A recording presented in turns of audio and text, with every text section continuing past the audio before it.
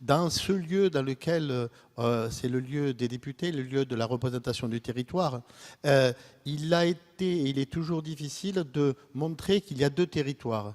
Il y a le territoire local, le territoire matériel, celui que l'on croise, celui où on rencontre les gens, et puis il y a le territoire virtuel. Ce territoire virtuel existe et quand on parle de la jeunesse, domine cette jeunesse. La question de savoir si les médias sociaux, l'Internet, étaient responsables de ces phénomènes de radicalisation a été dès le début des attentats quelque chose qui a été utilisé par les journalistes, par les hommes politiques, par les responsables scientifiques. Il n'y avait pas d'études globales et sérieuses qui essayaient de vérifier si les chercheurs avaient démontré ce niveau de causalité. Et il faut remercier l'UNESCO d'avoir commandité, dans un appel international, des équipes de recherche à lire ce que disent les chercheurs du monde entier. 3571, si je me rappelle bien, articles scientifiques au niveau mondial que nous avons dans une équipe qui comprend Divina Fromet, qui est ici dans la salle, Gheda Hassan et moi-même, et une dizaine d'autres personnes qui ont collaboré avec nous. Vérifier cela. C'est un des points importants. Le rapport, il est au fond de la salle, vous pouvez le prendre, donc ça, je crois que c'est important. Très vite, on s'est rendu compte qu'il y avait une absence très forte d'études sérieuses et scientifiques sur ce lien-là. Dans l'ensemble de la littérature scientifique dans le monde, on pouvait trouver cet argument du lien entre Internet et les réseaux sociaux, mais aucune preuve, aucune démonstration. C'était de l'ordre du discours. Et ça, je crois que c'est important. Pourtant, la recherche scientifique a montré et travaillé beaucoup dans certains domaines, mais pas dans celui de la causalité.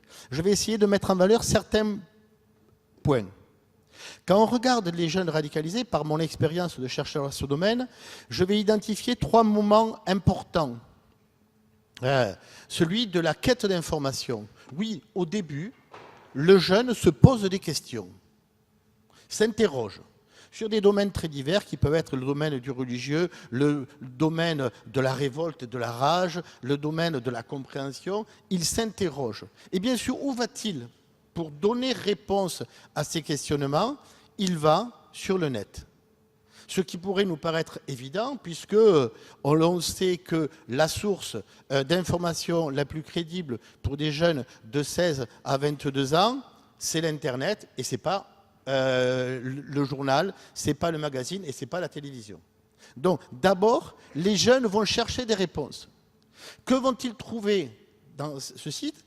Eh bien, un monde où les critères de publication sont libres, un monde où des groupes de pression interviennent, un monde qui est commandité par des rapports de force, et donc bien sûr, ils ne vont pas pouvoir trouver une réponse et une réponse objective. Ça, c'est le premier défi.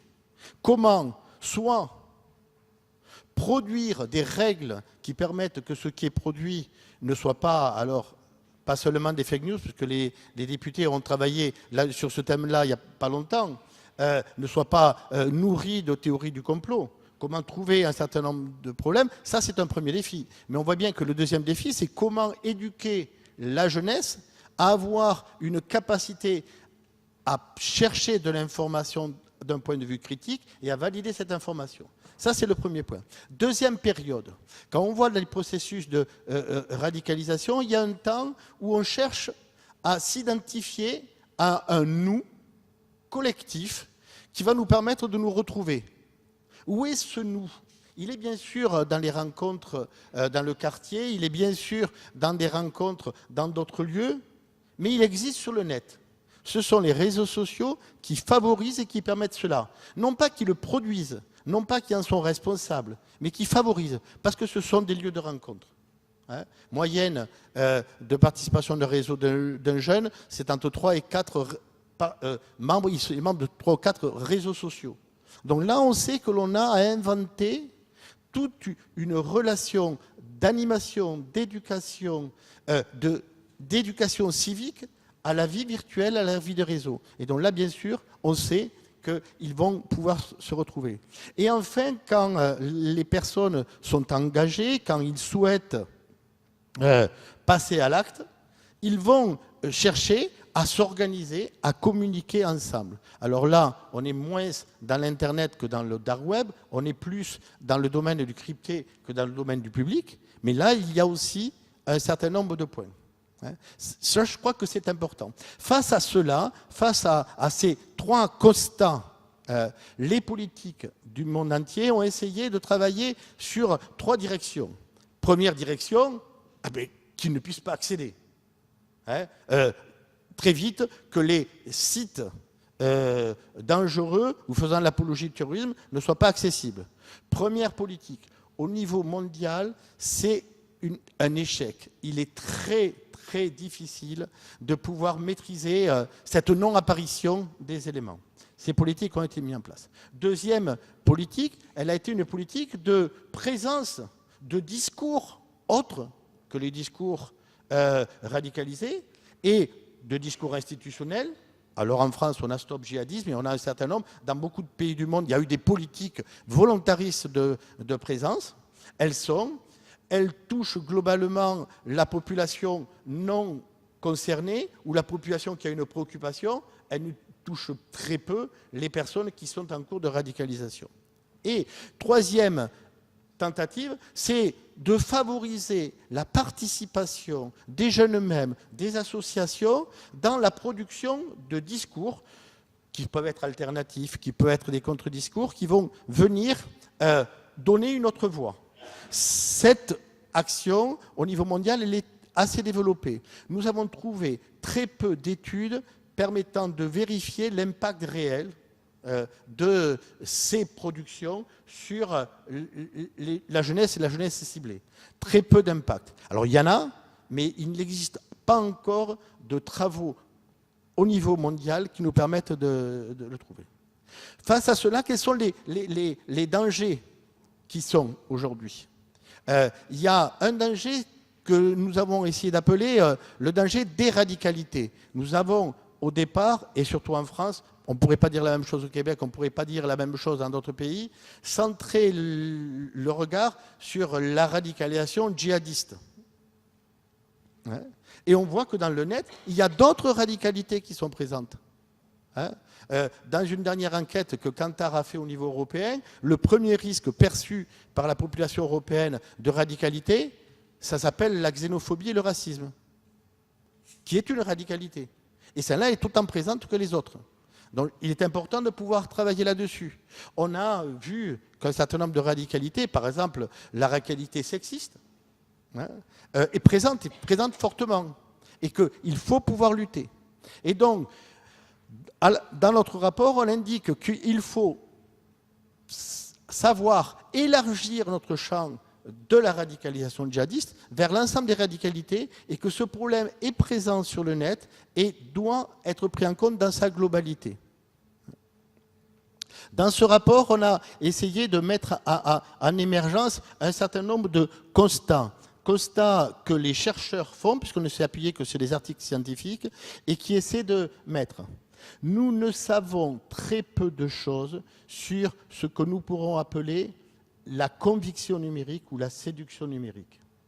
Comment se tissent des liens humains forts, sentiment d'appartenance fort des jeunes et même des adultes sur ce monde-là. Et il y a un gros travail à faire en termes de compréhension, de sociologie des usages numériques et pour voir comment se métissent des rapports que j'appellerais textiles, pour utiliser le terme des jeunes, aux rapports virtuels.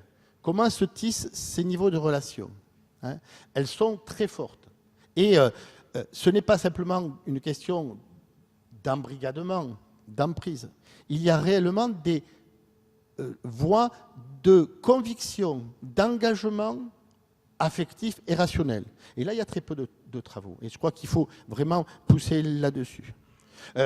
Deuxième élément et deuxième constat, nous sommes devant un défi d'éducation aux médias, mais qui dépasse radicalement l'éducation aux médias telle que l'on pouvait le concevoir. C'est éducation à lire les médias reconnus. Nous devons faire tout un travail au niveau éducatif pour former les jeunes à se structurer, à se construire des informations dans un monde qui est malheureusement pris par des grands dangers, le danger de la théorie du complot, le danger des fake news, mais aussi le danger de la désinformation. Et là, il faut concevoir des travaux. Alors, il en existe beaucoup dans le monde, il y a des expériences très intéressantes, mais elles sont aujourd'hui encore au niveau d'expérience. Et ça, je crois qu'il est important de travailler. Autre constat que nous faisons, il faut pouvoir travailler à la mise en place de règles éthiques et de règles humaines qui font et qui construisent une relation entre des États et des entreprises du net qui ont aujourd'hui la maîtrise de l'information, la maîtrise de la diffusion. Ça a donné beaucoup de politique et beaucoup d'actions politiques entre les GAFA et les États, mais il faut construire une réelle coopération. Pourquoi? Parce que sinon nous perdons la main et que l'action publique n'a plus possibilité d'agir. Et je crois que c'est très important d'agir. Enfin, et je vois qu'il me regarde avec des gros yeux, enfin, il me semble qu'il est important, et je pense que c'est une révolution importante à prendre en compte, c'est que nous pensions toutes nos actions dans ces deux territoires. Nous ne pouvons pas continuer à penser l'action éducative, l'action culturelle, l'action politique, l'action publique dans les seuls territoires qui sont les territoires du béton, du ciment. Il faut les penser dans le monde virtuel. Et il faut développer ces politiques aussi au niveau virtuel. Je prends par exemple des opérations comme celle des promeneurs du net, où des éducateurs sont sur le net en présence pour essayer d'être médiateurs et de pouvoir répondre. Je pense à la question culturelle, des actions faites dans le Maroc, où des groupes de jeunes répondent à des questions religieuses en ligne. Je peux penser à des actions de jeunes, je pense par exemple à l'Australie, où les jeunes sont là pour être des veilleurs du net, pour faire que les jeunes ne tombent pas dans des idées radicales. Je crois qu'il faut développer cela. Et pour cela, je pense qu'il faut considérer la participation au monde numérique comme une action civique et qu'il faut réellement conduire des actions dans ce sens-là.